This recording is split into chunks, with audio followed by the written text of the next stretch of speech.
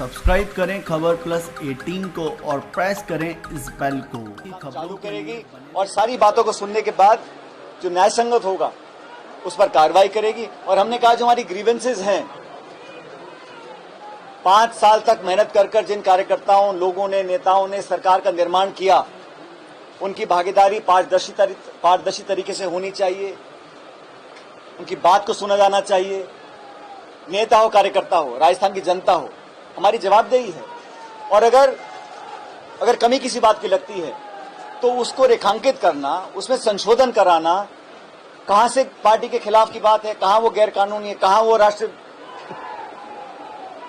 देशद्रोह की श्रेणी में आता है। इसलिए मेरा व्यक्तिगत कोई इशू किसी से नहीं है। मैं 6.5 साल तक राजस्थान प्रदेश कांग्रेस कमेटी का अध्यक्ष रहा और इन 6.5 सालों में 5 साल हमारे संघर्ष के थे। उस संघर्ष के समय जिन लोगों ने खून पसीना बहाया इन सड़कों पे, इन खेतों में, उन लोगों की भागीदारी सरकार में सुनिश्चित कैसे हो सके, ये मेरी जिम्मेदारी है। और 5 साल तक जिन लोगों ने धरने दिए, रैलियां करी, प्रदर्शन किया, घेराव किया, लाठियां खाई, जेलों में गए, भूख हड़ताल करी, पदयात्राएं करी, उन लोगों का पार्टिसिपेशन सरकार के अंदर सुनिश्चित हो, इन मुद्दों को लेकर हमने अपनी बात उठाई थी। बाकी बहुत सारी अटकलें लगाई, आप लोगों ने भी कोई कमी नहीं छोड़ी बात करने में, कहलवाने में। लेकिन हम सब साथी जो दिल्ली गए थे और ये माहौल बनाया गया, हम सब अपने बलबूते पर, हमने चाहे वकीलों की फीस हो, चाहे रहने का खर्चा हो, ये सब बेबुनियाद बातें कर एक ऐसा वातावरण निर्मित करने की कोशिश की गई जिसका कोई आधार नहीं है। लेकिन मैंने आप सबको याद है 30 दिन पहले कुछ कहा था कि सत्य को परेशान किया जा सकता है, पराजित नहीं। सत्य ये है कि कांग्रेस पार्टी के हम सब लोग हैं। हमारी मुलाकात हुई थी पूर्व कांग्रेस अध्यक्ष राहुल गांधी जी से और एआईसीसी की महासचिव प्रियंका गांधी जी से, और एक अच्छे वातावरण में, खुले माहौल में लंबी, सार्थक और निर्णायक चर्चा हमारी हुई। उसके बाद कल देर शाम दिल्ली में हम सभी विधायक साथियों के साथ वेणुगोपाल जी, अहमद पटेल जी और प्रियंका गांधी जी, हम सब ने अपनी अपनी बात रखी।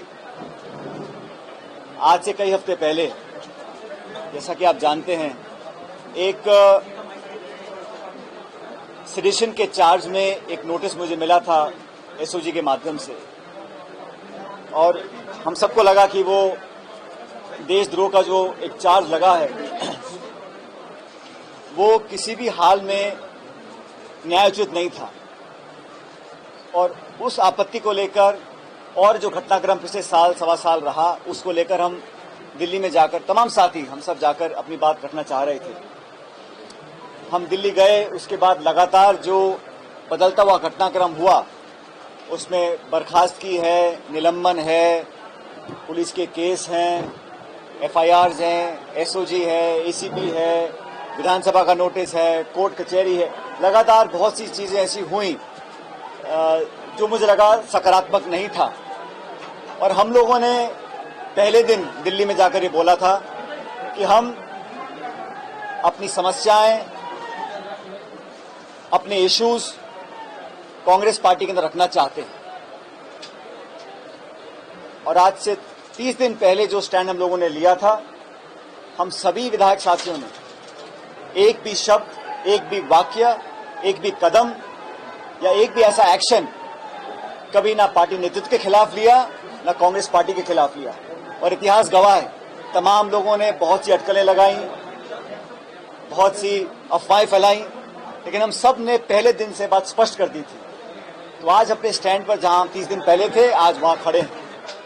इस दौरान बहुत सी बातें कही गई, कुछ ऐसी बातें बोली गई व्यक्तिगत रूप से मेरे बारे में जिनको मैं उचित नहीं मानता था। जिन शब्दों का प्रयोग हुआ, जिस शब्दावली का इस्तेमाल किया गया, उसे सुनकर मुझे दुख भी हुआ, आश्चर्य भी हुआ और पीड़ा भी हुई। लेकिन उसके बावजूद भी मैंने ये समझा कि राजनीति में अगर कोई उदाहरण स्थापित करना है, संवाद में शालीनता विनम्रता अगर हमें रखनी है, अगर आने वाली पीढ़ी को उदाहरण स्थापित करना है, तो मैंने वो घूंट पीकर भी कभी रिस्पॉन्ड नहीं किया। लेकिन इसका यह मतलब नहीं है कि हम लोग इंसान नहीं हैं। हर व्यक्ति की भावना आहत हो सकती है, लेकिन बावजूद उसके सभी साथियों ने ये निर्णय लिया कि हम लोग अपनी बात कांग्रेस पार्टी के अंदर रखेंगे। और मुझे खुशी है कि कांग्रेस अध्यक्षा सोनिया गांधी जी ने, राहुल गांधी जी ने, प्रियंका गांधी जी ने हमारी बातों को सुना और जो मुद्दे हम लोगों ने रखे थे, चाहे वो नेतृत्व के हों, कार्यशैली के हों, जनता के प्रति अपने काम को और अधिक गति देने के हों, विकास के हों, कार्यकर्ताओं की भागीदारी के हों, मान सम्मान के हों, प्रतिष्ठा के हों, आत्मसम्मान के हों, उन सभी इश्यूज को विस्तार से मैंने रखा है हम सभी साथियों की तरफ से। और एक उच्च स्तरीय कमेटी बनी है अखिल भारतीय कांग्रेस कमेटी की, जो समयबद्ध तरीके से इन सभी समस्याओं का समाधान करने के लिए नियुक्त की गई है। मुझे पूरा विश्वास है कि बहुत जल्द उस कमेटी का जो घोषणा हुई है वो प्लीज सब्सक्राइब खबर plus 18 for the latest news and update.